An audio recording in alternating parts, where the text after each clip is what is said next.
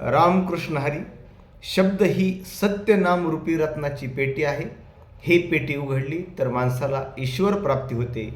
प्रेमाने सद्गुरूची सेवा घडते. शब्द हे खूप मोलाचे आहेत, महत्त्वाचे आहेत. शब्द संकल्पनेने दान पुण्य घडतं, तर शब्द संस्कारामुळे गीता पुराण वाचता येतं. शब्दाचा महिमा हा अगाध आहे. शब्द हेच ओंकार आहे. भगवंताचे जे सहस्रनामे आहेत तेही शब्द आहेत.